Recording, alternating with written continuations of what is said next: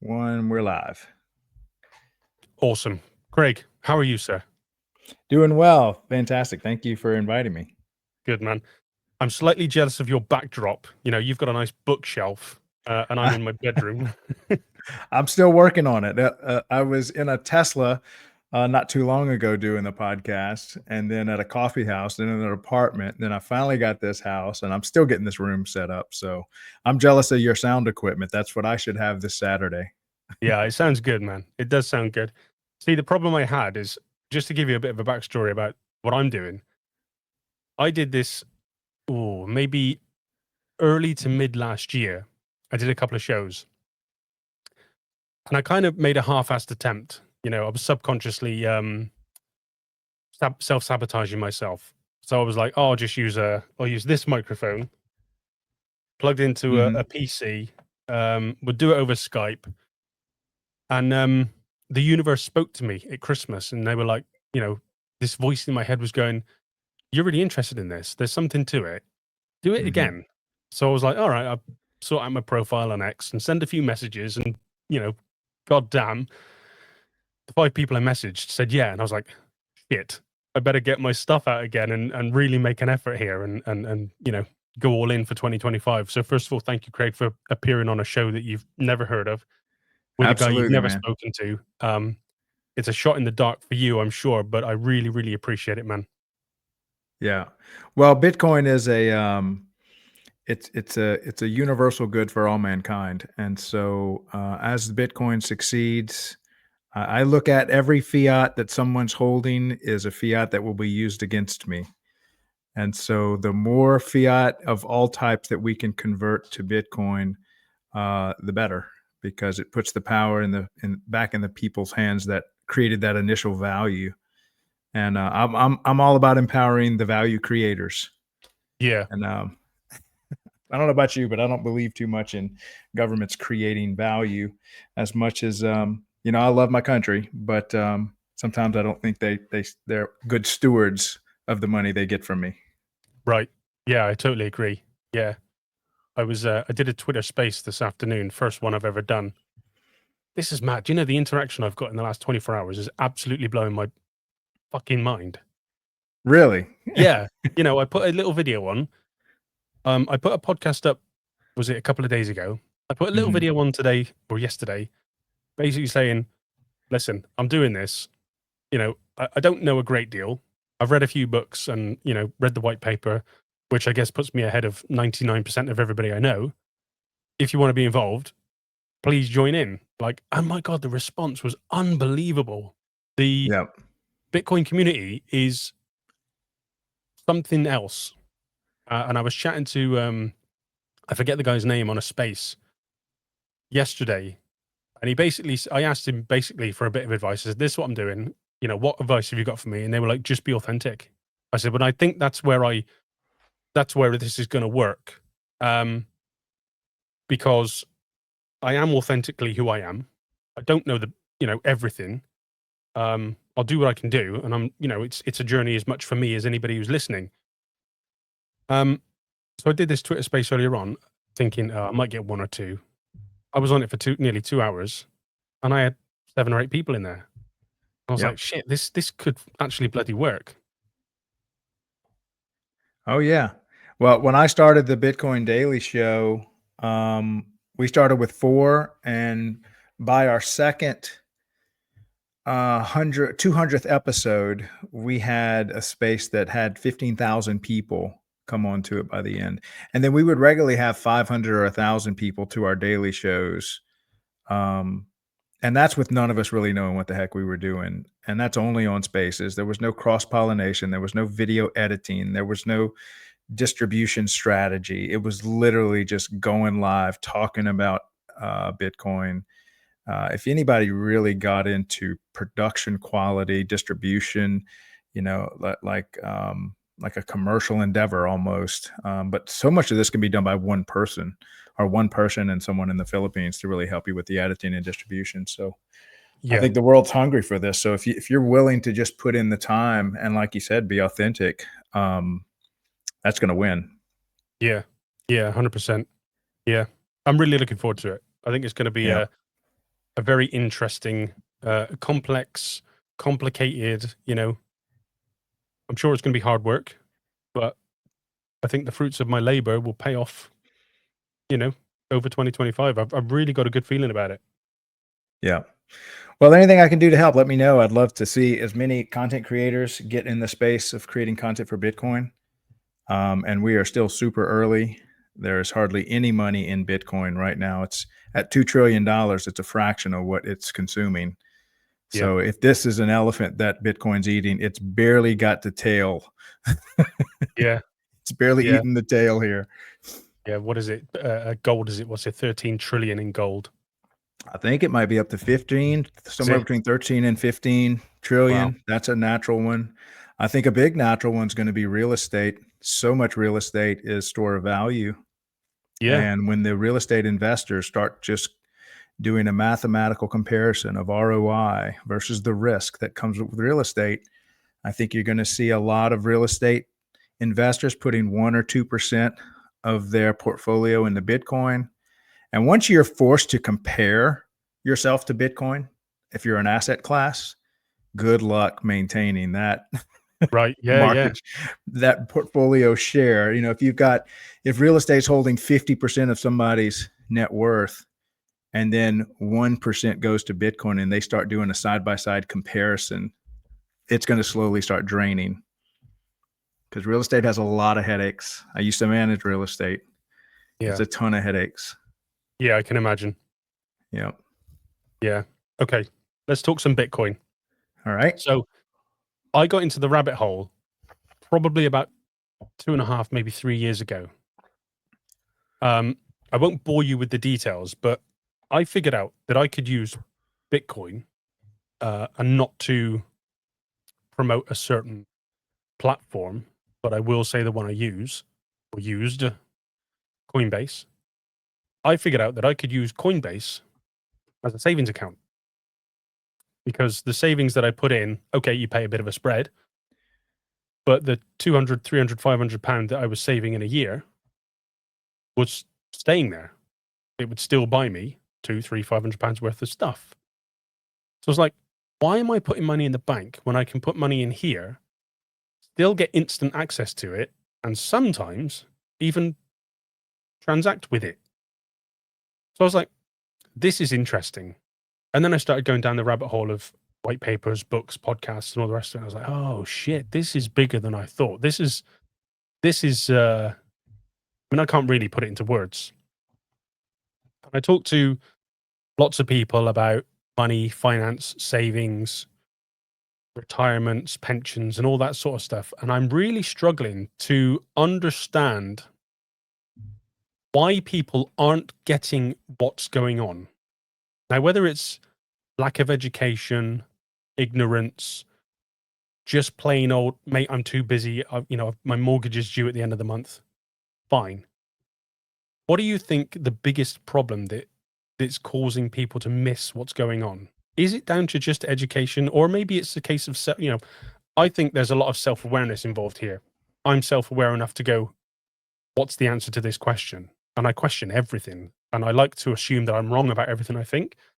I'm right about everything I think until I'm proven wrong. What are we missing here? What's the big, why are we not seeing this massive sign? Yeah. Well, I think there's a couple things going on here. How do you pronounce your first name? Is it Lee? Lee. Lee. Okay. Yeah. Forgive the fucked up spelling. No, that's okay. A lot of this is just human psychology. It has nothing to do with Bitcoin. Yeah. I own a Tesla. I've been an early investor in Tesla for quite a while. In 2017, I was saying how Tesla is going to collapse all other car companies. I hope y'all are enjoying driving, because they're going to delete the steering wheel and gas pedals. The insurance companies are not going to price you out the driver's seat. Netflix was screaming the same thing at Blockbuster. I don't know if you're familiar with those two. If you look at Kodak, had an opportunity to buy the digital camera. If you become a student of disruption, the disrupted never see it coming. Because if you look at how much in society horses were, the horse people, the veterinarians, the people that raise horses, never in 1,000 years could have seen the automobile replacing them so fast. Same thing with Uber and taxi companies. And so disruption in and of itself is the main issue with Bitcoiners. It's not that it's not right. It's not that it's not digestible. It's not that me and you can't understand it. When we get it, we get it. It's that when you're being disrupted, um, you just don't see your world no longer existing. But the world that's crumbling is the world of the third party intermediary. And Mm, so who fits squarely in the third party intermediary? That is the thing getting disrupted is now we no longer need ID verification. Who's in the business of creating identifications? I mean, that's government, cities, states, companies. Who's in the business of banking people, of creating currencies? Here's another huge one. Who's in the business of security? That's police force, militaries, all that.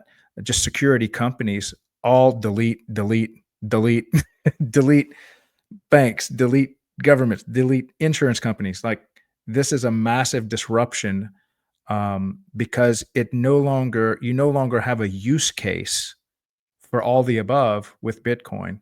And so, yes, it's about education, but sometimes there are a lot of people that do not get a smartphone till they stop making the flip phone. They literally have to no longer manufacture the old thing before they do this. I mean, I do business with cities that still use fax and they still use carbon copy um, invoices that they send to me. So when you've got these old entrenched legacy systems that just work, um, there's no reason to switch until the pain is significant to force the change. And mm, right now, especially in the UK and in all the first world countries, our banking systems are working fine, good enough. It's not like we are Venezuela or we're Argentina or we're El Salvador, where their banking systems were just, or most of the African nations are just, they're unbanked. They have nothing. And so that's why it's much easier to pitch a solution to somebody. Like it's easy to give somebody okay water when they're dying of thirst. But if we've got all these options for drinks around us, Bitcoin's use case is not a necessity. Now, I know a lot of Bitcoiners might get angry with that because, and I agree with them, that Bitcoin, we see it as a necessity because we see all the things that fiat does to corrupt the whole world and just preservation of capital. So I think it certainly is necessary if you want to be able to own property. Um, but it can come down to just risk tolerance. Um, I would assume, Lee, that in your head, you probably were an early adopter and you doubted what you knew. If you can't doubt what you know and allow your curiosity to challenge what you know that you know, then you may never allow your mind to even truly question the current system that you have. And some people are born very inquisitive and very suspicious of everything they know, and other people, rest uh, quite securely in what they know, and they think they know everything. And so, until it's totally destroyed, they're not coming over. And that's just, I think that's the nature of disruption. Not so much a Bitcoin thing, but just a disruption thing. yeah. You said until it's totally destroyed. Do you think that's inevitable, or do you think that that's going to be a conscious choice that nations, governments, countries make over time? I think it's a game theory thing. It's kinda like, let's just say you have a huge lake reservoir at the top of a mountain, and as long as it's sealed up, the water just stays in there, but once, even a beginning an insignificant hole is punched in that reservoir, eventually, it does drain all the water to a lower position because water finds the path of least resistance to the lowest point possible. And so Bitcoin pierced the hole in the asset class. And so all assets looking for less friction, looking for more security, looking for more freedom, looking to be transacted cheaper on the weekends across international boundaries, um, then that money will find it. Smart money finds the most efficient way. And as it becomes more acceptable, it's just like imagine before Michael Saylor uses this example. He said, you just could, without vector calculus, you could not build airplanes. And if you look at engineering and the math that we use as engineers, there are certain maths that just you need to calculate wind load. So until these maths are used in the construction of so many things in engineering, you're just kind of cut off from all the things that that math could make. And so, in a very similar way, Bitcoin allows us to do things that fiat just couldn't do. I mean, look at the old ACH system and all the permissions and third parties that you have to like. I do business internationally and I send money to China all the time and the Philippines all the time. Using Bitcoin versus using the ACH system is night and day different. So if you're just looking for a quick, efficient way to move capital and to do business and to conduct, to have commerce between people, um, or to, how about this, to store value cheaply, and secure it cheaply. Nothing touches Bitcoin. I think eventually all capital comes this way. It's seeking a safe home, and I don't think there is not mathematically a safer home for your capital than Bitcoin. And I think eventually the investors figure that out. They're not dumb people. Like, I don't know about you, but most of the people that I'm trying to help understand Bitcoin, these people in many cases are significantly smarter than me and have amassed much more wealth than me. These are not dumb people. They're going to get here. It might take them a little longer. I just happened to stumble across the right information at the right time and had the right openness, but they'll get here. Yeah. I don't think it's a good idea to underestimate the power of simple minds. And what I mean by that is, I think everybody's got the potential to understand Bitcoin. How can I formulate this? What I'm trying to say. The point in this podcast is to try to reach out and get everybody to see the hole in the dam, like you mentioned. Mm-hmm. Because once you do that, it inevitably causes you to go, oh, okay, I see that, but why that? Okay, I see that, but now why that and that? And then I see that, but now why that, and that, and that? The point in this is to go, here's this thing. As far as I'm concerned, it is superior in every single way when you compare it to your fiat or government money or whatever you want to call it. Just ask a couple questions. And I think this podcast is going to be the catalyst to that. Now, the reason why I'm doing it is because I don't see a massive podcast coming out of the UK, A, spreading the information, and B, trying to promote Bitcoin as an alternate media of exchange. We all try to solve problems every day.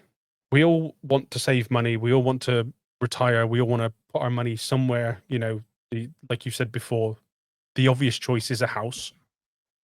That's your asset. How many people understand that actually your house is not an asset, it's a liability? I tried to explain to my kids the other day, I've just bought a PlayStation 5 and I'm trying to teach them about money. I'm not an economist. I've not studied money for decades, but most men, women, whoever try to solve this problem. And I said to them, I've got a PlayStation. Is that an asset or a liability? Oh, it's a liability. Why? Because you've just spent £400 on a PlayStation and you're not getting any money back. Correct. I've got a PlayStation. I pay for PlayStation Plus every month, which is 20 quid. But from that, I create content. I put it on YouTube that pays me revenue. Is my PlayStation asset or liability? It's an asset. Why? Because you're getting a return on your initial investment. Bang on. Perfect. When people realize that saving £1,000 a year in your bank is costing you another 10% a year just to keep your head above water.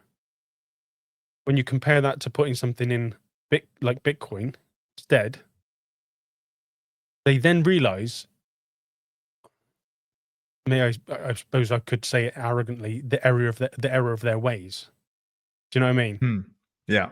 I think a fundamental understanding, or even a basic understanding of economics, when you compare fiat currency to Bitcoin, that's when that switch happens in their heads and they realize, oh shit, like this is costing, trying to save money, trying to build an asset house is actually costing me a lot of money over a period of 30, 40 years. It doesn't really compute. Yeah. So, one thing about Bitcoin, it does require somewhat of a financial vocabulary and a financial education. And so most people's day one is not just understanding Bitcoin. Their day one is understanding financial terminology, understanding accounting, understanding fiat and what money is. They've never, unfortunately, the whole planet's educational system has deleted financial education from what they choose to teach us. Yeah. And so imagine that you're starting um, on the ABCs. You just don't have the language. You speak a different language. It would be like somebody listening to this podcast and just they don't speak English. And so when you start talking Bitcoin in one sentence, you can use terminology that they're totally foreign to. And so, unfortunately, to understand Bitcoin, you first have to start by understanding things like income and what an asset is, and all the different properties of money, like a means of exchange, a store of value, a unit of account. You've got to sit here and Google 100 terms that have nothing to do with Bitcoin and yet everything to do with Bitcoin. Um, and so now, once you have an understanding of what fiat is and what money is and what an investment is, most people that have a job today, the word investment is not well understood. Um, to think that you've lost capital, or what is rarity? Why would you want to buy something rare? I mean, how many people can you ask? I could probably ask 1,000 people on the street and just ask them this simple question. Why would you want to buy something rare over something common in terms of an investment? And you will look at their face for the first time pondering this question, Mm. because they're not investors. They're Yeah. poor people. They're just a consumer mindset. They have an employee mindset. They work for a paycheck. They get frustrated when they see how little their paycheck buys. They get frustrated if the tax is taken out, and they've never had control of their own income. And and so to educate that kind of person, it's challenging. But it would be challenging to convince them to give you $1,000 to put into Apple or Tesla or anything. Like, they don't understand the whole world of investment. Yeah. Um, and so it is, Bitcoin is not just educating the people on, the problems of fiat and how we need a decentralized ledger. They are so far away from understanding, what a hard wallet, hot wallet exchanges. I mean, they are really starting from the ground zero. And unfortunately, we're working against an educational system that is not preparing them to really ponder these questions on a deep level. And so, thank God for people like you that are starting these podcasts to just understand you're working with kindergartners here. Yeah. And I would say I was a kindergartner just a few years ago when it came to understanding what fiat is and what it does to the world. And it was sitting on Jeff Booth and Michael Saylor and Robert Breedlove's, podcasts and YouTube channels for hundreds of hours. And I was thinking, I was kind of frustrated that all the way through college, none of this was taught to me. None of it. I learned about calculus. I learned about physics. I learned about stuff I never use, but something that every human can use, which is how to store your wealth, how to become wealthier, how to do more with less, how to prevent theft, how to make an investment, how to buy assets, what cash flow is. I had to teach all that myself by reading a lot of these books here. I would recommend for your audience, if you haven't read Richest Man in Babylon, it's It's an Love that. old book. I mean, Yeah. simple. Anybody can read it. And Rich Dad Poor Dad by Robert Kiyosaki. Just above Those your are head there. Good, great yeah, book. those are two fundamental matter of fact, that's both of them right there. Those 2 books. Yeah. Oh, yeah. Yeah, yeah, yeah. That's the other one. I mean, they've been out forever, and it just gives you a fundamental blocking and tackling. This is what an investment is. This is what an asset is. And then from there, you can probably, if you look at Lynn Alden's book, let's see, that one. Yeah. Oh, that Broken one. Money. Broken Money is a phenomenal book. Um, the first, what, 12 chapters of her book have nothing to do with Bitcoin. They just, this is what fiat is. This is what money is. And finally, at the end, she could almost not even tell you about Bitcoin and you would figure it out because she Yes. basically got you to the 1 yard line where Bitcoin looks obvious to the Yeah. observer. Um, Yeah, I was so I just mean, about to say that. You could explain I was just about to say you could explain everything, mhm, and then ultimately you would come to that conclusion.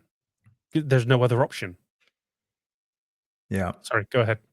Well, I was going to say, as an educator, you really want to ask more questions, um, and try to understand where your audience is coming from. And I would say it's safe to assume no one in any of our audiences has a financial education, because even the guys with financial education really don't understand what fiat is and how money is made. And that by decree, your government, especially the US government, can just pull money out of thin air and devalue all of the assets across the planet that are dollar derivatives. And everything's a dollar derivative.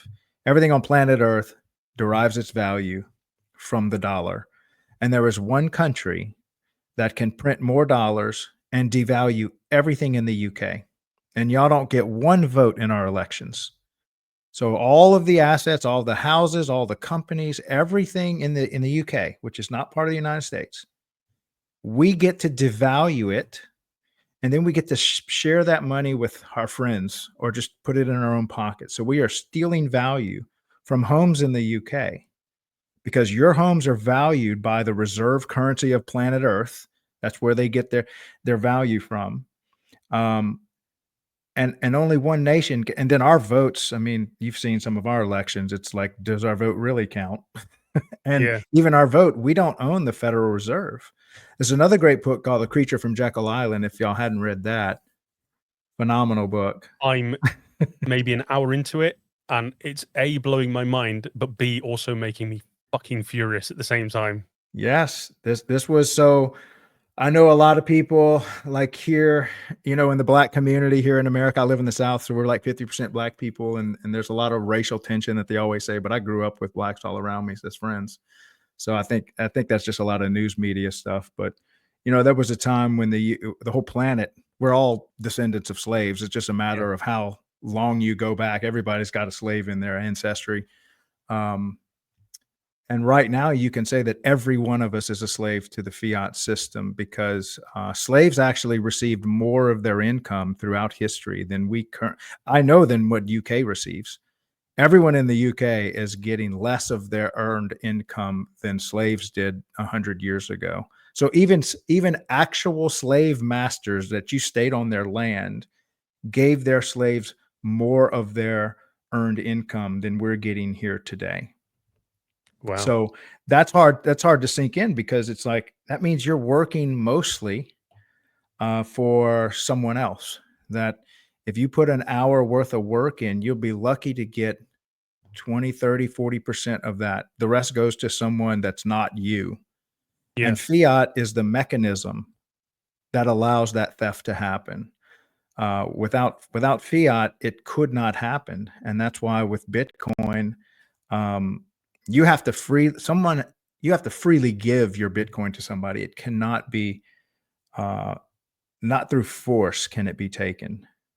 Um, you could lock it out through multi-sigs. There's so many ways that you can learn about operational security and stuff, and that's a little more deeper maybe for your audience. But just know that once you get into this, Bitcoin offers property rights that we've never had as a human species, and maybe that's a good way. Sometimes I use that.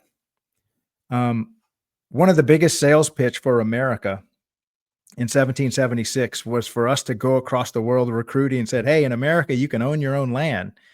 And that was just earth shattering. Nowhere else on earth could you own your own land. But if you could find a way to get to this country, you could own your own land and nobody can take it from you. Now, that doesn't exist anymore. But in the early days, that's exactly what we used to recruit all around the world to get people to the smartest and the best and the brightest to leave their country after living there for generations and come here. Well, Bitcoin now offers better property rights than America ever did. If you can memorize 12 to 24 word seed phrase, you can 100% own digital scarcity and property, and then use that property across the planet to project your power. And it'll cost a nickel to secure it. I mean, Yeah. it's easy. Yeah. Yeah. Yeah. I think the way, in my opinion, I think the way that this is going to grow, and again, I can only speak from, a UK perspective, is you have to make it easy. It's all very well, going into a space or listening to a podcast, listening to people talking about multi-sigs and C phrases and ASICs and mining this and doing that. It's nonsense. What you need to do is make it simple talk for simple folk and say, right, if you want Bitcoin as an alternate savings mechanism, you need to do X, Y, Z. Make it child. I was going to say child proof, but that's the opposite of what I want. Make it child accessible. Once we can do that, I think, and I could be wrong. I'm going to take my watch off. It keeps bloody pinging. This is frigging Twitter going off, X, whatever you want to call it. Right. If we can do that, and I think it's going to grow, and again, I could be wrong. I think it's only going to grow when custodial services such as Coinbase and, I don't know, Coin Corner and Kraken, and I'm sure you know a handful as well, when they make it easy to just transfer some money at the click of a button out of your bank account, that's when it's really going to pop off. It's almost still a little bit too complicated even to get in it. Mm-hmm. I've looked at it. I was looking at buying some this afternoon. I was just messing around with it. How much does it cost me to buy £5 worth? It's another pound. So I'm like, I mean, I can spend £1 to buy £5 worth of Bitcoin, but is it really worth it? No, you want to spend £50. Okay, so how much is that? £3.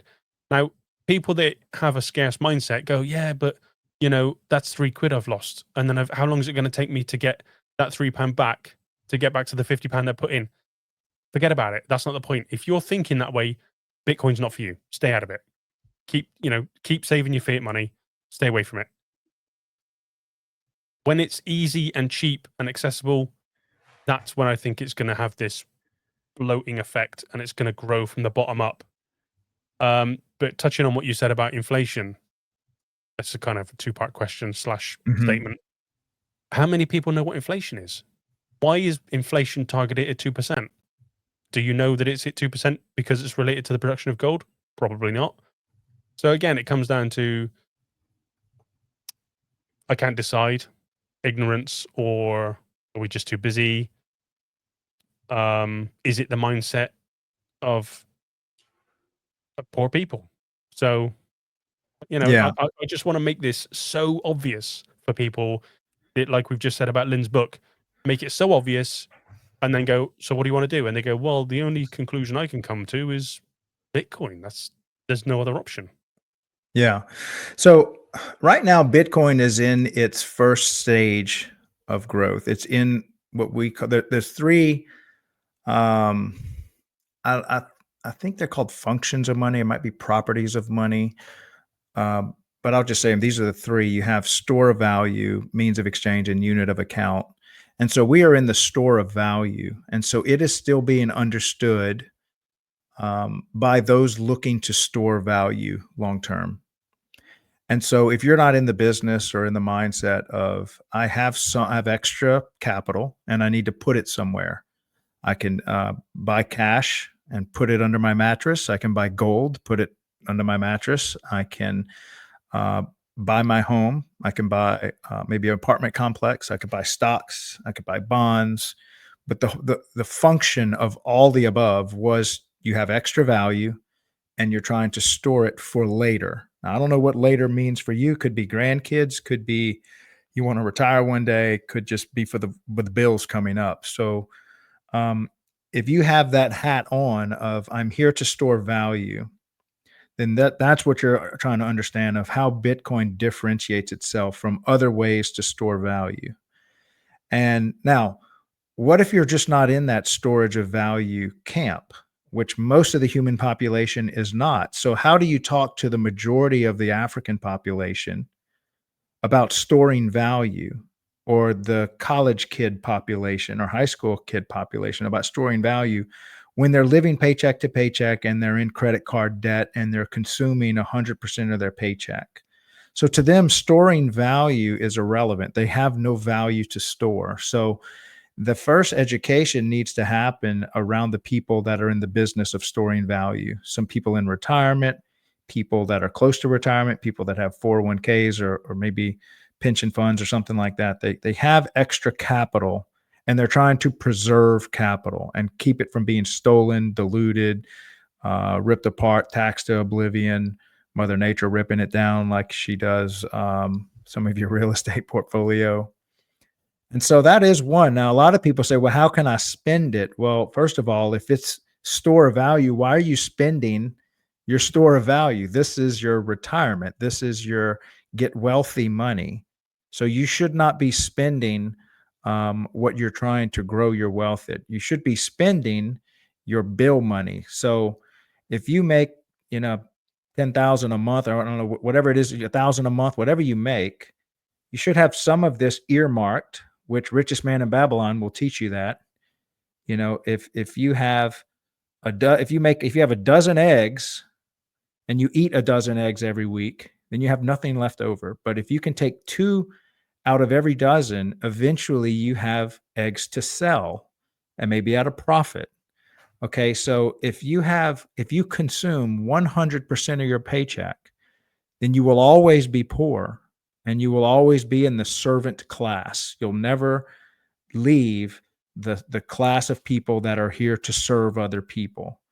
And so if you want to exit the poor, the servant class that gets walked all over, you have to be able to consume less than you make. That's step number one. Step number two is um, find a way to store this extra capital and put it to work for you. And so Bitcoin is just one of the things you could choose to put it to work for you. Could be a business, could be um, um, stocks, somebody else's business or something. But until you get people out of that, I spend 100% of my paycheck mindset, Bitcoin's really not useful to them, except that um, they need to hope that the investor class starts to use Bitcoin because it's going to allow them to exist in a freer, more prosperous country. Um, and then they'll just be surrounded by, I mean, obviously, the poor people in a rich country are doing better than the poor people in a poor country. So here in America, we have some of the richest poor people on earth. You don't want to be a poor person in the worst country on earth because for them, their poor people are truly like literally starving to death. Whereas our poor people are overweight over here in the States. So, and have cell phones and have hotels that they stay in. So I would say the first step to any of this journey is most Bitcoiners don't even realize that they've truly stepped on a journey of educating all their friends and family about becoming wealthy and understanding money. And they probably didn't sign up for that. They're just trying to help people with Bitcoin, but it's a lot more than just explaining what Bitcoin is. Yeah. When you talk to people about Bitcoin, you're trying to promote the idea. Here's the I don't know whether it's just a UK thing, but the pessimism is unbelievable over here. You know, I'm a dad of three. I'm not a financial advisor. I don't have a degree in economics, but from what I've learned, I believe I have the authority is a bit of a strong word, but I'll use it anyway. The authority to go, hey, maybe look at this. But the pessimism exists such that people go, "Who the fuck are you? You're not a financial advisor. Why should I listen to you?" And it's like, well, okay, fine. Don't listen to me. But I can see what's coming. You've got 50 quid in the bank and you're 20 years from retirement. And it's like, this isn't going to end well. You touched on something that made me think of something that I heard this morning. Somebody said to me, when you're on your financial journey, and this is specifically tied to a conversation I had with my 18-year-old yesterday. Start with the end in mind. And I was like, oh, that's really powerful. That sentiment is very, very strong. So to give you a little bit of a backstory, when my son was born 18 years ago, our government gave parents a kind of like a bond. So they give you a £500 bond, and then in 18 years you can have access to this money. You give it to your kid, whatever. And the idea is, well, in 18 years' time, the economy should be such that this fund will grow. So he started with 500 quid 18 years ago. He's now got about 350. So that's grown really well. Anyway, he gets it tomorrow because he's 18 tomorrow, or he gets access to it. So I had a conversation with him yesterday, and I said, right, the two options you're going to get from me and your mum, because we have different mindsets when it comes to money. I'm on this journey. I've learned what I've learned. I've still got, I'm never going to stop learning. But here's an option. Option number one is you take your 350 quid, you buy Bitcoin, you forget about it. You can leave it, or you can DCA in every month. For those who don't know, dollar cost average. Basically, buy 50 quid's worth a month off your Coinbase account or your Coin Corner account, whatever, and forget it exists. Thank me in 20 years. Or, because he's learning to drive, you can take that £350 and you can put it towards a car. Now, once you've A, put it towards the car, B, bought the car, it's gone. You've now got to try to recoup that £350 that you potentially had to put into Bitcoin to put into Bitcoin. And his answer was really powerful yet simple. He's responded. I said, there's other options, but those are the two that you're going to get from me and your mum. He responded with, yes, but I've got short-term goals.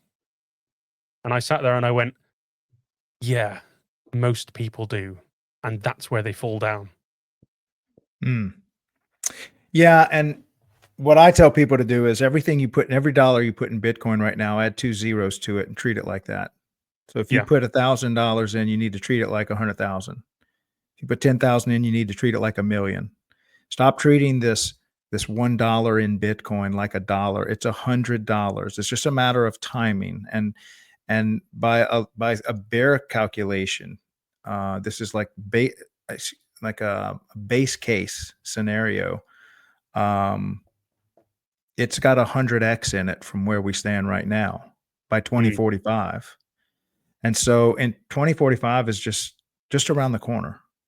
And so if you think in those terms, you're going to want to have taken advantage of this 100x that's coming. And so it is hard to get people to think into the future when they have these short-term goals.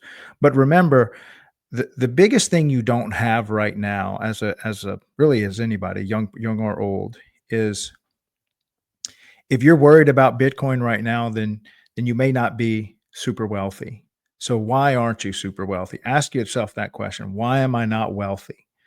And as you start to answer that question, you'll find that a lot of that you have not invested in this. You got to invest in that to make the right decisions day in and day out, to tell yourself no on some spending habits, and to tell yourself yes on education. My educational journey is sitting on top of thousands of hours. I would say, just as an entrepreneur, I'm sitting easily on top of 10,000 hours, and I'm still struggling to catch up to many of my peers. And gosh, one of my mentors, he died at 89, and he was running about a $475 million business. And weeks before he died of cancer. Weeks before he died, he hands me a book he was reading that was helping him in business. And so he was a lifetime learner, already wealthy, but but never stopped educating himself, sharpening his sword, um, increasing his knowledge and skill set. And so if you find yourself not having the skill of producing more than you can consume, that's a problem. And it's a problem, unfortunately, that Bitcoin's not going to fix. Um, because even if someone were to give you, say, 100 Bitcoin right now, and that's kind of like winning the lottery. Okay. How many lottery winners that you can look at their life 5 to 10 years later, how they destroyed all that capital and are now have all these huge desires that they're going to have for the rest of their life. Maybe they bought the Lambo, they bought the nice house, they threw big parties, and now they're accustomed to this lifestyle. Their money ran out because not only did they not know how to keep it, they certainly don't know how to make it again. Yeah. Um, and now they're right back where they started. So the first step is to just equip yourself with the skill set of maintaining your capital, of earning more income, increasing your earning potential. Otherwise, Bitcoin is still going to be for the asset holders. Bitcoin is for people that have extra money to hold. If you don't have any extra money, Bitcoin's not going to help you no more than the dollar will help you or any other, investment strategy. You're still going to be poor. But I will say this: your financial house is in flames. It is on fire right now. And it's not necessarily, it is partially due to you. It's partially due to your lack of education, your lack of understanding. But a big chunk of it's due is that the currency itself is being devalued every second of every day. While you're sleeping, it's losing value, it's losing purchasing power. That's actually a more accurate way. It's not losing value, it's losing the ability to purchase. They call that purchasing power. Yeah. So for your audience, just Google the term, what is purchasing power? Get familiar with that term, because your fiat is constantly losing purchasing power, meaning that a dozen of eggs might cost, in the States, it was a dollar, $2 here, and now it's like $8 for the same dozen eggs. The chicken's not working any harder, okay, to lay that egg. I'm glad you said But that, because I'm gonna comment on what you're saying. Yes. yeah, go ahead. This is something I tell people that have enough time on their hands to listen to me talk shit. So here's my iPhone, right? When that came out, it was, let's say, £1,000. Now they're £1,600. This iPhone, to produce it, costs exactly the same as it did 5 years ago. The reason why it's more is because it takes more of your paper money to buy it. Does that make sense? Like, the value of this phone has not changed. It's Well, just the paper that it takes to acquire it has increased for various reasons. The printing of money, inflation. Like, does that make sense to you, what I'm trying to get across? yeah, actually, I've got some bad news for you. It's probably going to make you even more mad. Everything has gotten cheaper. Yeah, Everything has exactly. gotten cheaper. So If what you, well, go ahead. if we can produce over time more efficiently, that's a deflationary, um, Yes, like a deflationary thing. I think. Oh Christ, what's his name? Jeff Very Booth. soft. Jeff Booth talks Hmm. about deflation a lot. Um, Everything should be getting cheaper, and it's really difficult for people to understand. It's like that. You can't really explain it. It's got to be sort of example. Oh, I get it. That flick, that Hmm. switch in your head. Everything Yeah, should be getting cheaper, and does. Everything gets cheaper to produce over time. yeah. Why the fuck are we paying more for it? It's not should. Everything has and is getting Yes. drastically cheaper. There is not one thing you can name that's not gotten cheaper. Let's just say anything. Let's say that phone, for instance. Um, Anything coming from China used to come on shipping uh, ships that held 500 or 1,000 containers. Today's container ships now hold 20,000 shipping containers that are 40 foot long. 9.5 feet tall, 8.5 feet wide. I know this because I buy container loads of stuff from China. Um, Everything's gotten more efficient. The rail yards, the automation inside these container yards, a lot of the most advanced ports, there are no men working them anymore. The trucks are run by robots. The cranes are run by robots. There's a small little tower on the outside of the port with a few men and computers that run that whole port system. And now one ship can carry what 20 ships used to carry. Now that's just on transportation. If somebody says, "Hey, I need you to make, here's my earbud case. I need you to make 1,000 of these." Okay, now I need you to make 100,000. Now you need to make 100 million of these. Eventually, the company that wins this consumes all the other companies and makes this for much cheaper. Um, this, I mean, I can think, well, I'll just tell you, look, I've got a light fixture right here. See this light fixture? This is one Yep. of the things I make. So this lights a parking lot, and I sell a bunch of these, and I sell them to cities. When I was growing up, the old technology was called metal halide technology, and it was metal halide bulbs. That fixture was like $1,000 fixture. Mm. I can buy this fixture now for $80, and I'll sell it to some of the cities I work with for a couple $100. And so now I'm able to, and that fixture will last. I'll be dead before that fixture ever gives any trouble. So this is like 100,000 hour fixture. The old technology to light the same parking lot, to light the same tennis court. If I had 10 of these lights on a tennis court, you're looking at $10,000 worth of lights. Today, you can light that same tennis court. Oh, and those old lights I had to replace like every 2 to 3 years. I would have to put new internal components. This thing, you hang it, one and done, 100,000, 30 years later, it's still going. And I spent $1,000 to light something that's never going to go out versus just a decade ago, I had to spend $10,000 and constantly maintain it. And then now take all the accounting software that runs that business has now been automated. All the shipping has been automated. We used to have to send letters with invoices and stamps on them. Now all that's done through email. So every company in the world has gotten more efficient. Every company in the world now has software and bots and now AI.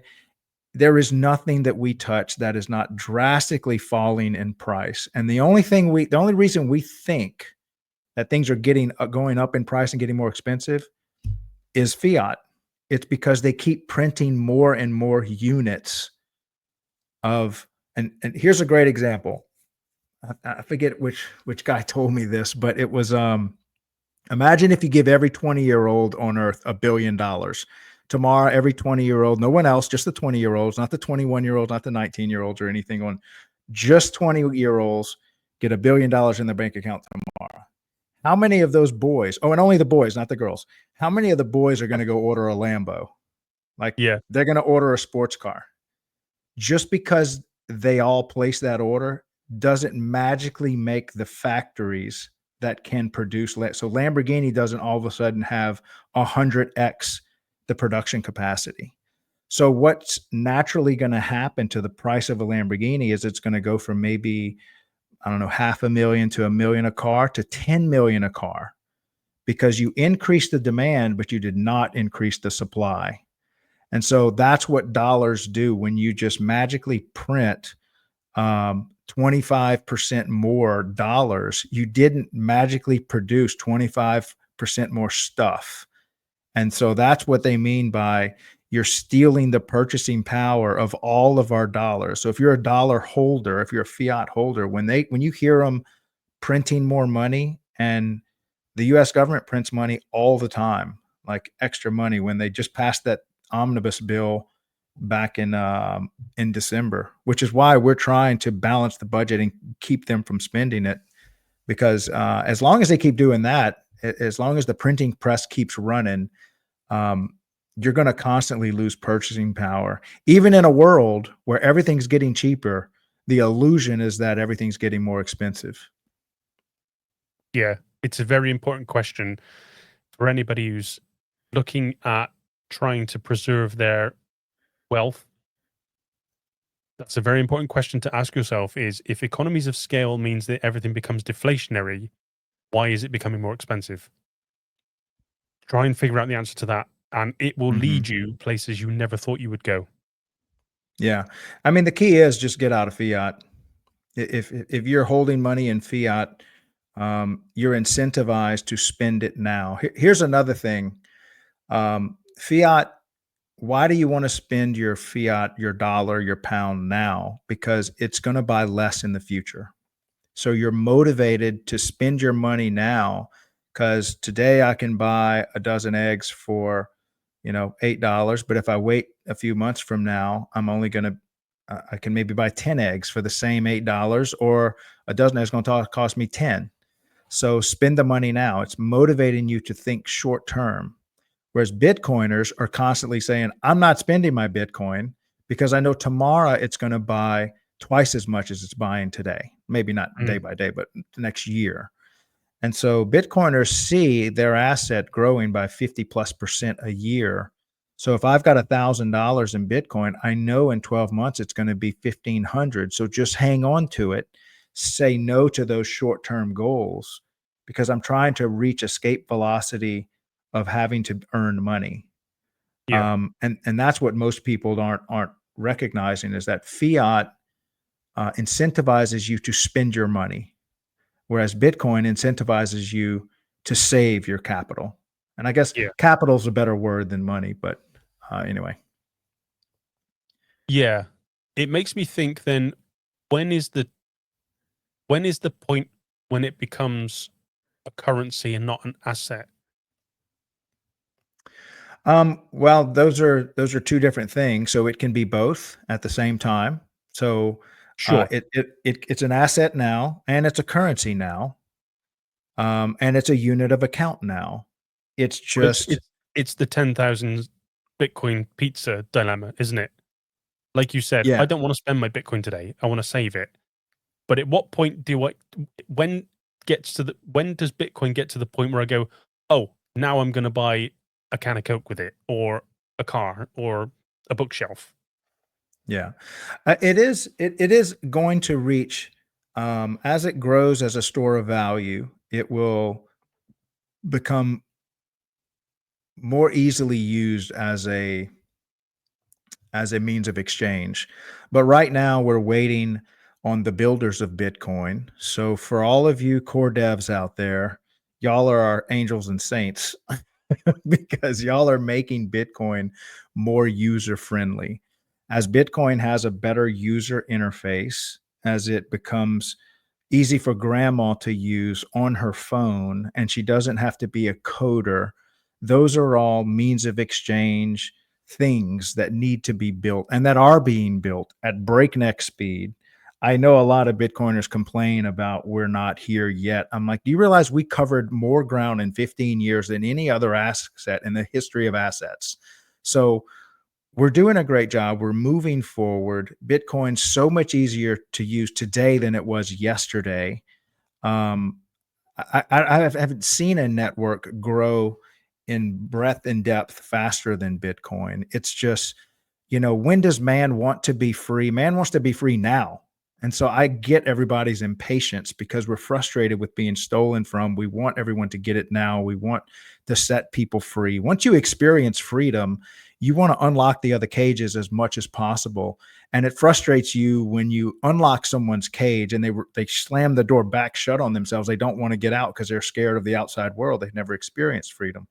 And so it is frustrating, but part of it is it just takes time to develop a lot of these things. And the current things that we're using is that we're already set up, we're already using it. So ease of use is something that we all have to work on. Um, Obviously, if we had 100 more people like you all having channels with 100,000 followers, the content creators would have a much more robust platform. They'd have much more influence. They're much more knowledgeable. I mean, imagine if you had the the head of Jeff Booth right now while you're making this on day one. And then you had 100 Jeff Booths all making just dudes making podcasts, churning out great content, having big audiences coming in. So, yeah, that's what the future looks like. But today, the podcasters of Bitcoin are very young and experienced, figuring it out. It's a passion project for them. And so it does take time for it to grow. We got to be patient with the process, but it's a lot of work for all of us. Yeah, it's making me think now about it's all relative. It's just relative. Like I can spend £500 worth of Bitcoin on a desk today, but also know that in 20 years' time, that £500 would be worth 10,000. Now I can regret it or foreshadow and say, but I don't want to spend it now because it's going to be worth 10,000 in 20 years' time. And why would I buy a desk now when, I just wait and it's going to be worth more? Look, it's the inverse of fiat. I guess that's one way of looking at it. Okay, I want a desk. I have the ability to use some Bitcoin. I can buy it for £500. It's all relative because in 20 years' time, I might need another desk. The price is just going to be different. It doesn't really matter. I guess that's one way of looking at it, right? Yeah, buying things isn't going to make you happy anyway. If you're unhappy, that's an inside job. Yeah. Achieving that goal, you think that's going to bring you That's a different happiness? kind of Really? podcast. There is no goal that you're setting that's going to bring happiness to the present moment. And maybe that little beam of happiness happens, um, but then it comes and it goes. There's Mm, not a goal you can achieve that maintains happiness. Happiness is a state that you choose. Um, I and totally agree. if Happiness is a choice. Yeah, and a lot of times happiness is just being okay with everything coming at you, knowing that I look at life like this way is we're all sailing the ocean, and good times and bad times are just like waves underneath your boat. And there's storms that are going to hit all of us, financial storms. And you'll notice is some people are better at sailing than others. And that's about the only thing you have control over is just learn to be a skilled sailor of life. Mm, Don't wish for better storms or less storms or favorable winds. A skilled sailor, to a skilled sailor, all winds are favorable. To yes. somebody that doesn't know how to sail, it doesn't matter what the winds are. You can't sail. You're probably sinking right now. So um, instead of saying, well, it would be better if I had perfect winds, a really expensive boat, and I'm like, really, God, the only thing that matters is you have to learn to be a skilled sailor. And so, using that metaphor, if it's in the world of relationships or if it's in the world of building and maintaining your wealth or being a high earner, you've got a lot of work to do. And this life has is sufficient to train all sailors. Like every one of us is going to get our teeth kicked in, relationship wise, financial. If you're an entrepreneur, if you're making a podcast, all of us get our teeth kicked in. And you just have to learn how to be a skilled sailor, how to be a skilled warrior when it comes to building stuff. And you should thank the adversity because it is the adversity that makes that gives you your skill set. No skilled sailor like soft seas or what do they call them? Easy seas never made skilled sailors. It's the actual rough seas. And so if you think you need to move to America, you can become wealthy if you've got a phone and an internet connection and you're just as qualified to be able to build the next app. And and a lot of these people in these poor countries, they have access to the cheapest labor pools. I mean, they could be offering so many services globally to people. Um, Imagine if you're sitting in a third world country that has bookkeepers and accountants, and you could be building a company and offering to do bookkeeping and accounting to the first world, except your bookkeepers and accountants are, maybe 4 or 5,000 a year. Bookkeepers and accountants in the United States are 100,000 a year or 50,000 a year. And so there's opportunity everywhere, and this iPhone is a level playing field. And now, when you bolt on Bitcoin to it, now you've got access to the most advanced capital, the most advanced banking system, the most advanced way to transact and send value across the planet than anyone's ever had in America or the UK. You think we have an advantage because we have this, high tech financial system? No longer. Now everybody has access to the most advanced banking system to project their wealth anywhere across the planet 24/7 for pennies. So no excuses there. Yeah. Yeah. So here's a question. I was thinking about this, and you could perhaps see maybe a flaw in the way I'm thinking about it. But at some point in the not too distant future, Bitcoin is going to be priced where it hits dollar sat parity. Mhm. And I was thinking, okay, when that happens, I don't know, what's a can of Coke in the States? $2? So when that happens, I can either pay $2 for a can of Coke or 2 sats for a can of Coke. And then I was thinking, okay, but what happens when, if Sailor's right and it's 13 million a coin? That means then that that can of Coke is either A, more expensive, or has to be divided. Like, I know that you can't divide a Satoshi, or can you? I don't know. But somebody suggested, I posed this question on X earlier on, and somebody suggested that there is possibly, I don't know if it was a statement or a question, perhaps the Lightning Network would enable us to divide the sats even more. Is there anything in that? Or am I thinking about this like Yeah, weirdly? to my understanding, Bitcoin can change. It's made to change. It did change since its beginning. It's just as it grows bigger, it's harder to gain consensus. It's harder to convince the network. But there's two things that happens with change. If you're asking 10 people to agree, that's a little easier than asking 1,000 people to agree. But if you're asking 1,000 people to agree to get out of the burning building, it might be easier to convince 1,000 people to leave a burning building than it is to convince 10 people on what restaurant you want to eat at. So the bigger the problem, the easier it is to convince people. And right now, it's just not a big problem. But as the problems in Bitcoin start to reveal themselves as threatening the network or really, making it struggle, the higher you increase the pain of the problem, the more motivated the population of Bitcoiners is to solve the problem. I mean, you could just come up with another part of Bitcoin. You could say, just like um, Bitcoin has Satoshis, 100 million of them in every Bitcoin, you could make up something like, well, in every Satoshi, there's a million Nakamotos. And you Yes. really haven't devalued the Bitcoin. You haven't printed more Bitcoin. You've just made it more divisible.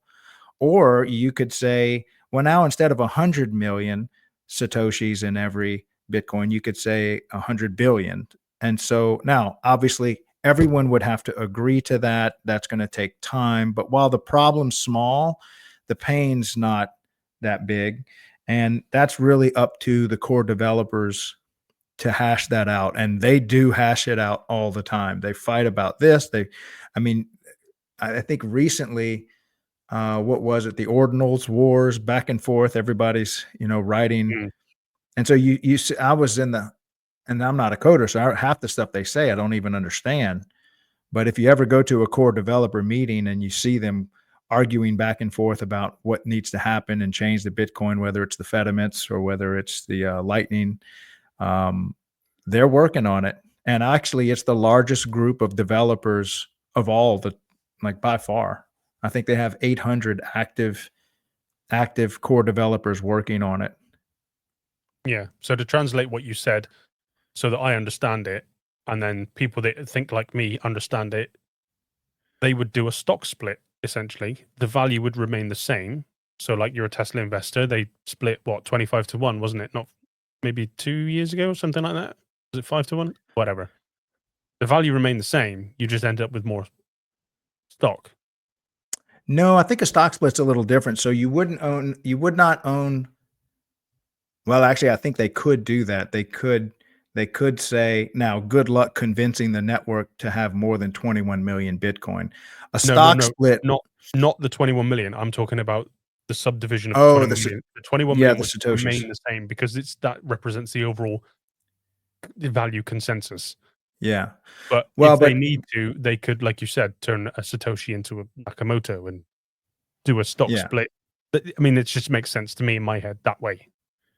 Yeah, so typically when I understand the word stock split, I have one share of Tesla stock, and a stock split, a 2-to-1 stock split would mean now have 2 shares.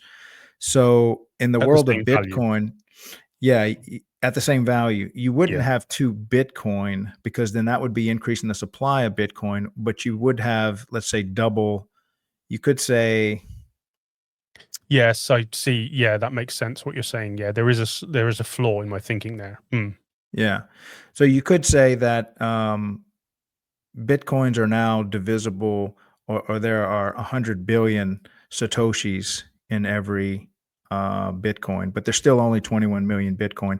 Or you could come up with a whole different level to say every Satoshi is now divisible by 100 million. And we call it this new thing. They could name it, Nakamoto or whatever they wanted to. Yeah. And now that would just kick it further down the road. Yeah. But divisibility does not increase, does not decrease rarity. So you still want to maintain supply. And that is one of the most powerful parts of Bitcoin is it's a fixed supply. Well, and it's the only currency we've ever had, or money, it's really the only thing we've ever had that there's a fixed supply of. Um, and here's something I think it's important for all people trying to understand Bitcoin. If you look at the laws of supply and demand, right now there's gold on planet Earth, but most of it's in the earth. When gold goes to say $100,000 an ounce, a lot of people are going to shut down whatever they were doing and go mine gold because it's so profitable to mine gold. And that is going to increase the supply of gold because you're going to have more gold mines, more gold miners, more gold exchanges. Everybody's going to be getting into gold because it's so profitable to get into gold. Um, well, no matter how much demand there is for Bitcoin, there's never going to be any more Bitcoin. And so we've never had that happen before where we have an asset that we're using that demand doesn't affect supply, doesn't increase supply. And so the only way to relieve that pressure is for the price of Bitcoin to go up. And that's why Bitcoin goes up forever in terms of fiat. It's because they're always printing more fiat. They're not there's no more Bitcoin. There's no more than 21 million, and most of it's already been mined. And so that's one of the superpowers of Bitcoin is just fixed supply.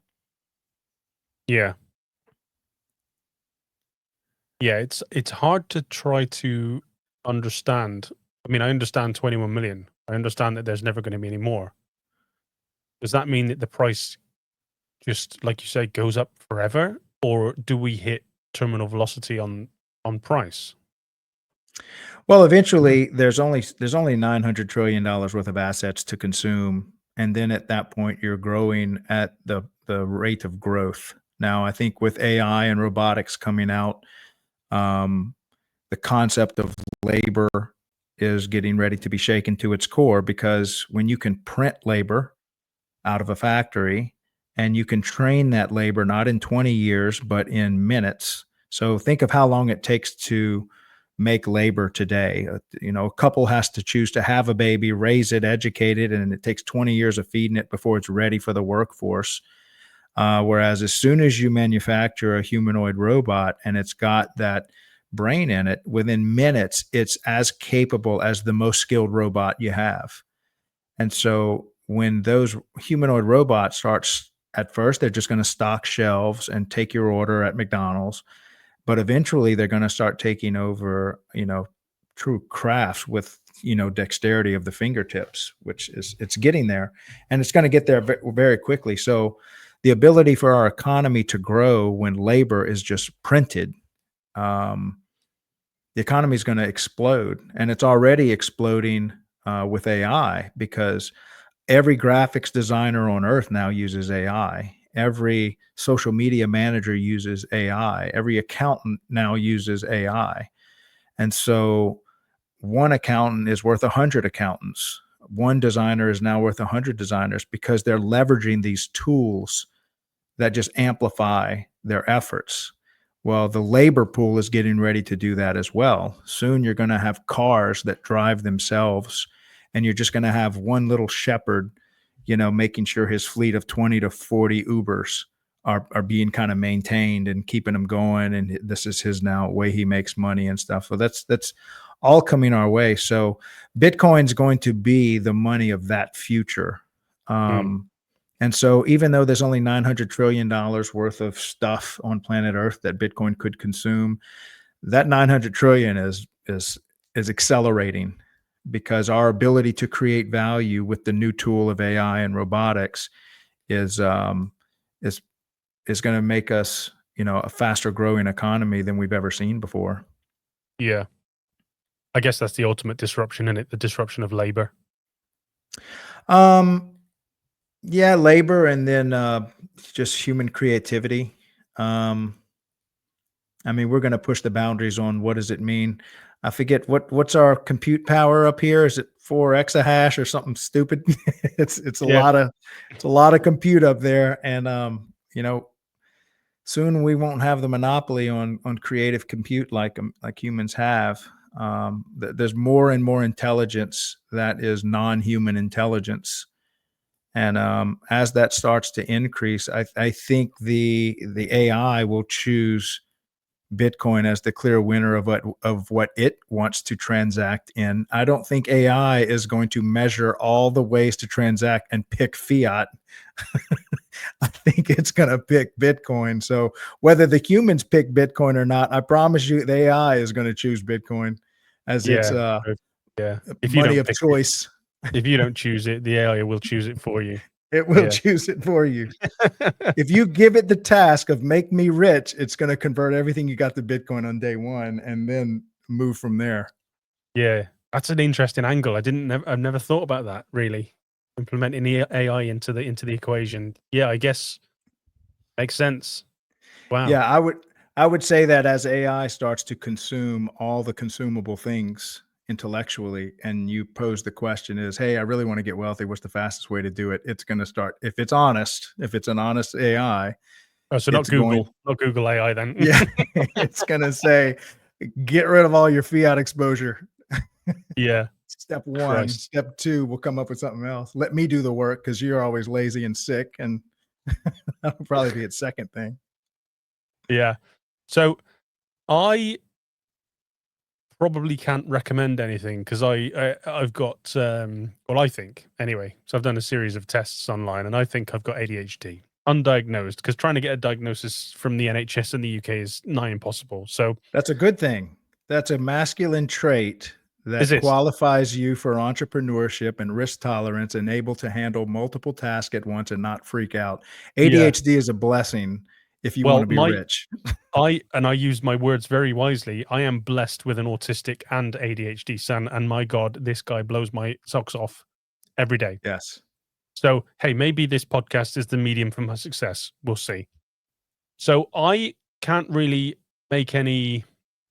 See, this is the way I talk. I'm trying to think at the same time, right? If I was to offer any educational materials such as podcasts and books, I probably wouldn't know where to start because I'll do that one and then I'm on that one and then I've read half of that and then I've picked this book up. You've got loads of books behind you. You've done thousands and thousands of hours of study. For somebody who's listening to this podcast and goes, "Oh, do you know what? I think I might focus a bit more on my money." What would the 3 to 5 sources of information, what would they be? What would you recommend? Well, learn your learning style. Don't try to imitate my learning style. I'm an audible listener. That's So an interesting I one. I learn through listening. Yes. Some of my children or some of the guys I work with, they're book readers. I hate reading books. I Me force too. myself to do, but now I'm mostly on podcasts. I'm mostly on audiobooks. I'm mostly on YouTube videos, and I just find an author that speaks my language. at the level that I'm ready. I was a huge consumer of Robert Kiyosaki. I consumed every single book he had. Richest Man in Babylon is another simple book, but eventually you graduate past those early books and you need more red meat. You need something more challenging to your intellect.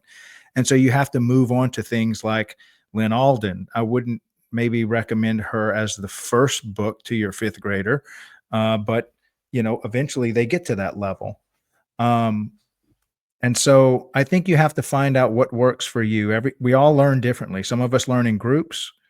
Sometimes the best way to learn is to go to a Bitcoin meetup, Mm. meet a Bitcoiner, and then the energy around that crowd, that person, you kind of latch on and say, I don't know what that guy has, but I want it. Like I want his peace, his freedom, his ease of handling stressful situations. And so some people just learn by being part of a team, and the team kind of drags its members along the way. And so whether you're a social learner, whether you're an audible learner, whether you like reading books, um, I would say that's the best. Find out what kind of learner you are, and then just make sure you earmark enough time in your life to educate yourself. It doesn't matter if you discover that you're an audible learner and you find the best author out of that content out there, but you designate 1 hour a quarter to your learning. You got to get in the game a little bit more than that. Um, I would say probably the first step is just hang around. Um, yeah, here's probably the best advice I can give your audience. Are your friends poor? Because if you got five poor friends, You're going to be the you're, sixth. you're going to be the sixth. Yeah. So if you're hanging around losers, you're going to become the next one. Um, I would say just maybe upgrade your social circle. Um, it Bitcoiners, let me describe Bitcoiners to you. They are inquisitive. They have humbled themselves because we all came from fiat. All of us came from fiat. None of us were born in the Bitcoin. Um, and so they're value creators. They create more value than they consume. So they have extra paycheck at the end of the week. They might make twice as much as they need to spend. So they're value creators. They've been humbled. They've humbled themselves. They're inquisitive. They're educators. They go against the grain. They're early adopters. They love freedom. These are the qualities that you might not have any of those qualities. And maybe that's the main reason why you can't understand Bitcoin, because you're not free. Um, you're a slave to a job. You're not an investor. You don't create a whole lot of value. You're working minimum wage because you're worth minimum wage. So you haven't upgraded your skills to be able to command more paycheck. You spend 100% of your paycheck. So if this sounds a lot like you, just pick the simplest one. The simplest one could just be hang around people that don't look like you. That's it. And then everything else, who they are will kind of rub off on you. And then they'll make a book recommendation. Um, but a lot of times that first book or that first meeting, that's just the first step of a journey of 1,000 miles. So you still have to walk that 1,000-mile journey, but you first have to just start and take the first step. You'll find your medium. You'll find whether it's books or podcasts. I mean, I can recommend Jeff Booth. I love him. Like, and he's come on my show a couple times. He's one of my favorite Bitcoiners of all of them. Yeah. Safedim's a good one. Michael Saylor's a good one. But some people listen to Michael Saylor and it's just not them. But I love the way Michael Saylor talks because he pushes the boundaries on physics. He's an engineering background. Um, you could tell he's really obsessed about this topic, and he thinks and he provides great metaphors for me. He has a business background. He's a CEO. So sometimes CEO talk, investor talk turns people off. Not me. I love that kind of stuff. So you may have to find the author that speaks to you, especially if you're a woman. If you're a woman in Bitcoin, there are very few. The voice of women is not well represented in Bitcoin. It's mostly, unfortunately, white males in Bitcoin, unfortunately. Now, there are a lot other people coming in. I tried to start a women in Bitcoin show, and it eventually just couldn't get enough traction. But I notice if you hear a female hosted space about Bitcoin, they just talk differently. Mm, Money means different things to moms and wives. The way they think about capital, the way they grow capital, they're more about protecting their family and their kids. They just have different value. Moms have different values than single women. Single women have different values than single men. And you've got all kind of cultures. And so I think the people that are at the cutting edge of generating and keeping wealth, those are the ones that it makes sense for first across the board. And so all the women that I've met in Bitcoin, they looked a lot like us. So I imagine they felt a little out of place in their peer groups. But eventually it does make sense for everyone that's in the business of earning capital. So if you want to understand Bitcoin, you may have to understand it from an investor mindset because that's the content available. Whereas if you're trying to understand it from how a mom, how does it affect a mom protecting her children? There's very little content out there to consume. If you're a woman that loves Bitcoin and has children to protect, I'm begging you, please make a podcast about that because yeah. there's not a lot. Or if you're some guy in Africa, and actually, there's a couple of really good African podcasts on X that I met, that's trying to help maybe some very, very poor country and saying, this is how you use Bitcoin. There actually are some pretty good podcasts because they don't have a currency, they're unbanked. And so Bitcoin really is a way for them to bank themselves as a means of exchange. In those countries, means of exchange makes sense right now. Whereas in the UK and America, we already have a pretty good means of exchange that it's working. So back to the education component, I would just say you got to find your tribe, find your people. Maybe the best thing you do is go to a Bitcoin meetup. Find a local Bitcoin meetup, go to it, meet the people in person, and maybe consider upgrading the people that you hang around. Because if you want to be successful at anything, you need to surround yourself by people that are already successful. If Yeah. you want to climb Mount Everest, you should probably hang around mountain climbers. If you hang around McDonald's and eat all day and sit and eat potato chips, those people probably aren't going to find themselves magically at the top of Mount Everest. Yeah. So, it's who you surround yourself by, I would think, is the bigger Yeah. question here. Yeah. I gave a friend of mine a bit of a bollocking a few months back. They were talking about starting up their own business. And I got talking to them and they said, oh, yeah, so I'm thinking about doing this business, blah, blah, blah. I spoke to my nan about it and she thought it was a good idea. And I said, how many businesses has your nan built over the years? Well, none. Why the fuck are you talking to your nan about starting a business? You need to start talking to business owners about starting a business. Like, choose your, like you say, choose your surroundings wisely. It's no good just talking to Yeah. people that have no aspiration to be any different or try to change. One of the things I tell my kids is the money you earn is intrinsically linked to the value you provide. That's why Elon Musk is worth what, like 300 billion, and the guy making the pizzas at Pizza Hut is on minimum wage. You want to expand your horizons, learn a new skill. Doesn't matter what it is. It doesn't matter how big or small it is. Learn accountancy or how to, I don't know, embroider stuff, and take that Mm. skill and help improve the lives of other people. It's a tiny little step, but it's a step in the right direction. Yeah, and let me tell your audience this, and I hope we haven't lost anybody by anything we've said about you need to be skilled here, because Bitcoin does not require you to be any race, any color, any sex, any age. You can use Bitcoin right now today with no education by literally just you can look me up on X and I will help you get into Bitcoin. It's so simple. In one evening, you can hold Bitcoin in a hardware wallet, or at least in a good software wallet till you can get a hardware wallet shipped to you. It's not magic. You can go into an exchange, put your ID in there, get you a software wallet, get you a hardware wallet. In a week, you're done. The magic in Bitcoin is buy it, hold it. End of story. That's it. Buy it, Yeah. hold it. You don't don't have to. Now, if I was saying, let me teach you how to get wealthy in owning a real estate portfolio, now you actually have to spend a career honing your craft and mastering real estate management, real estate ownership, debt acquisition. Like it's a huge leap to become wealthy in real estate. Same thing with stocks, same thing with trading, same thing with building companies, same thing with entrepreneurship.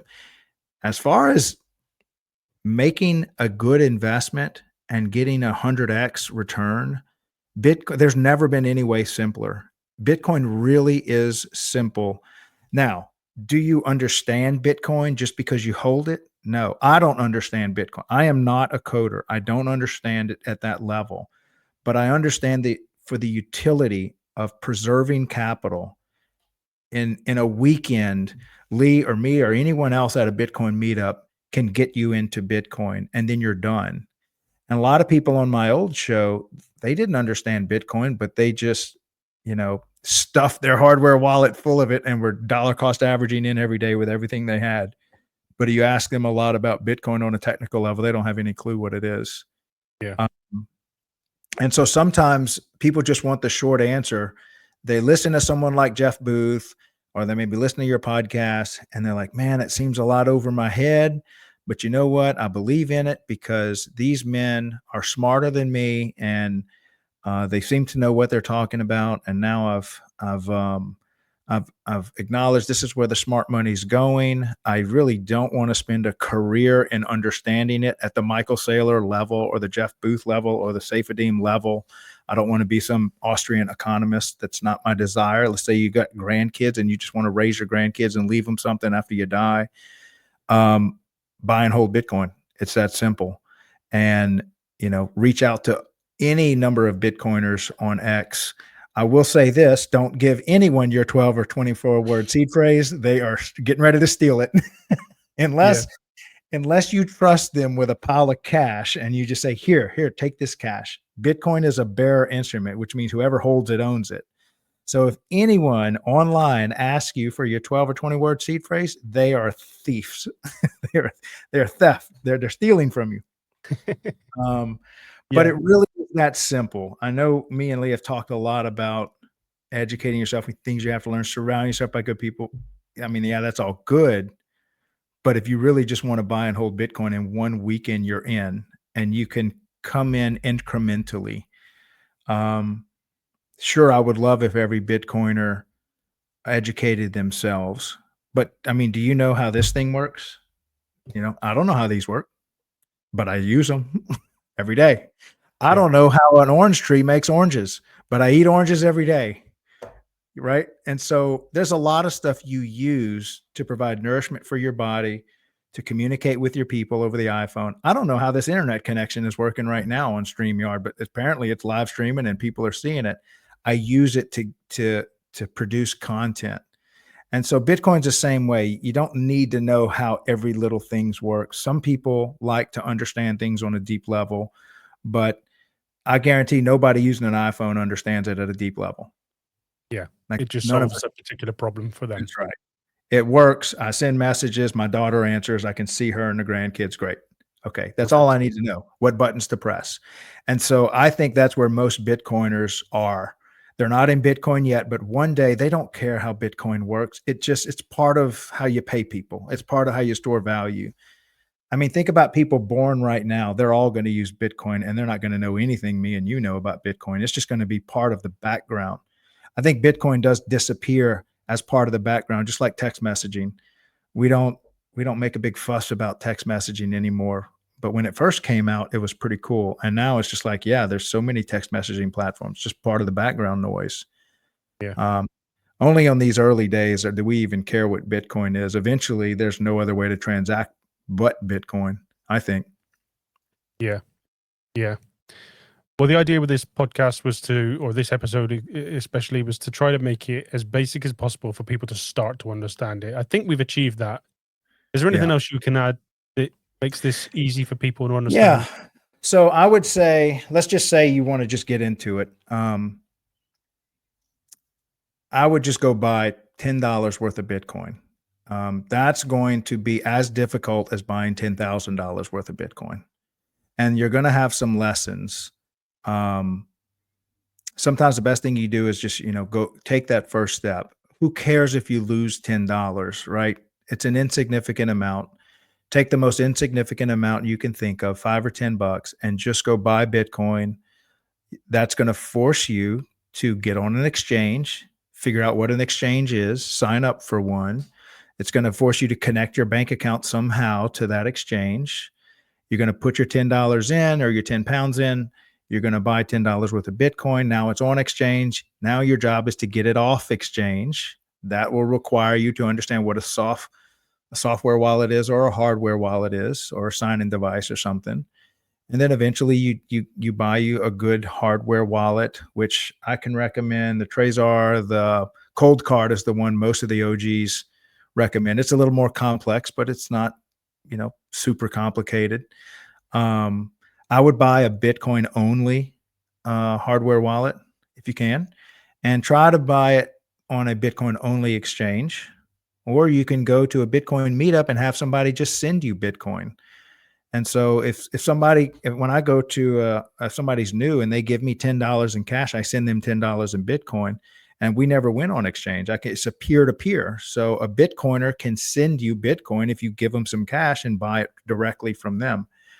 And so I would just say start there, because at some point you have to stop talking about climbing Mount Everest and start training, and maybe start on a smaller hill, buy you some climbing gear, join a club of climbers. Like, you do have to start. You can't just train. You can't just read about it the rest of your life. So a lot of the lessons in Bitcoin start when you just decide to buy $10 in Bitcoin. And now, once you own 10 or $100 worth of Bitcoin, now you get to see it grow. You get to see the volatility, because wherever you put your money is, that's where your heart is, that's where your mind is. And so I would recommend just buy a Bitcoin book, buy Lynn Alden's book, and buy $100 worth of Bitcoin or $10 worth of Bitcoin, because one is the education component, the other one is the actual doing of going through the steps of actually getting an exchange, getting your money, and understanding a hardware wallet. And those are two different. It's kind of like reading about rock climbing, and then actually planning a weekend to go do it with some friends. Maybe an easy level one, nothing hard to start with. And so that's probably the best thing you can do, is just buy $1 worth of Bitcoin. It's not, you're there for the lessons, not for this huge wealth generation. You just got to get those first lessons out the way. Yeah. Yeah, I couldn't agree more. Is there anything that you wanted to mention, anything we didn't cover that you think would be valuable? Ooh, well, I would just encourage everybody to, this is a once in a human, electricity cannot be discovered twice. Bitcoin is a once in a human history discovery, and it is a transition of wealth. And so, much like all other disruptions typically happen one time, and it's a winner take most. And so, just like we transitioned from, you know, when we didn't have steel to now we have steel, and look at what happened to our buildings. When we had horses and we transitioned to uh, the combustion engine in automobiles, that never went back. We never went back to horses. You don't see Amazon delivering with horses. All deliveries are now made with trucks. And so a lot of these disruptions happen once, not in a lifetime, not once in a generation, once on the planet Earth. Like, we're not going to rediscover AI. It's AI's coming, and there's just going to be a point in time that we'll designate as before AI and after AI, before Bitcoin and after Bitcoin, before cars and after cars. And so this is not an opportunity that you need to sit on. This is a disruption. Disruptions come once, they come and they go, and you're going to look back and say, man, I sure wish I would have bought Apple when Steve Jobs was, manufacturing smartphones. I sure wish I would have bought Tesla stock when he was deleting drivers from the driver's seat. I sure wish I would have bought Uber when it was disrupting the cab companies. And you're going to wish that you bought Bitcoin because it's disrupting all these other things. As a good investment, you should invest in what's disrupting. And Bitcoin is definitely disrupting so many things. It's the biggest disruption we've ever had. I think AI might outdo Bitcoin, but there's an argument to say it won't. It'll be part of it, but Yeah. I would say that take advantage of the disruption. Yeah. Well, Craig, it's been an absolute pleasure to talk to you. I think the information you've delivered today is phenomenal. I think people will come away from this learning, learning a lot. I think people will come away from this and think, yeah, maybe Bitcoin is for me. Maybe we've changed a few lives today. Hopefully that's the case. I think so, man. Keep up the good work. Keep making content out there. You'll get better. Your audience will grow, and I look forward to seeing your show grow. And I'll try to push as many people that way. And I'm getting ready to start the Bitcoin Daily Show back up. I've now got an editing team and I've got a distribution team, and so I'd love to have you on as a guest and keep Fantastic. us updated on your show. Yeah, man. Great. Yep. Thanks for your time, Craig. I really appreciate it. Thank you so much, buddy. Yep. Thank you. Cheers, man. Yep. Bye.